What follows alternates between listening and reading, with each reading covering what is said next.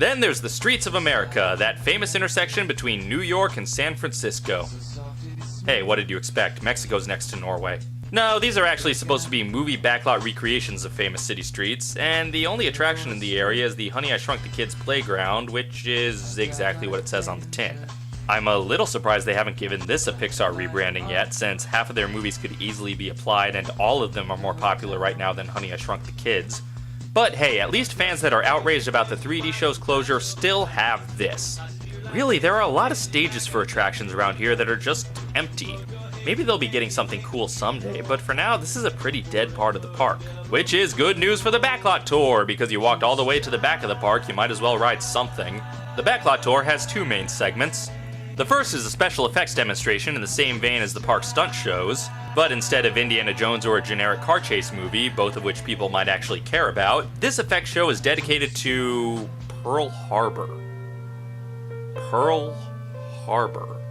I miss you more than Michael Bay missed the mark when he made Pearl Harbor. This whole queue is dedicated to Jerry Bruckheimer and / or Michael Bay's egos. It showcases their films from the enjoyably bad to the accidentally pretty good to the dear God I hate Armageddon with every fiber of my being, no other movie has ever hurt me as much as it has, and this is coming from a guy who wrote jokes for the Batman and Robin riff tracks. Also, what's with the funky squashed aspect ratio? Doesn't anybody here know how to adjust the settings on a widescreen TV?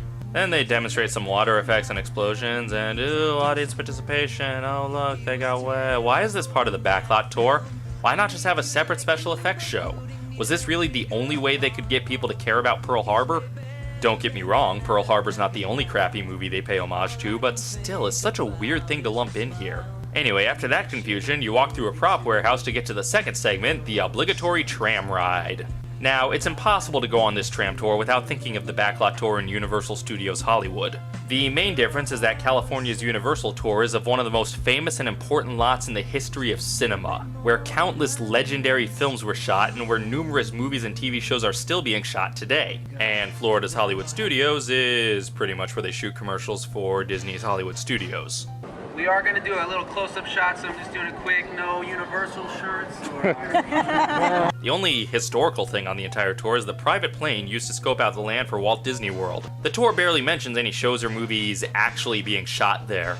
They show movie props and costumes, but not relevant ones, and when you pass the wardrobe department, they just talk about making the wardrobe for the park's characters.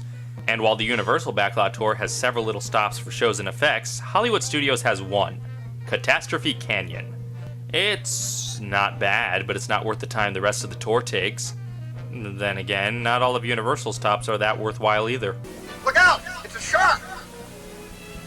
Here it comes! The shark is coming! Man, what is it about the Backlot Tour that brings out my inner Trey Parker and Matt Stone fanboy? Oh, the lie.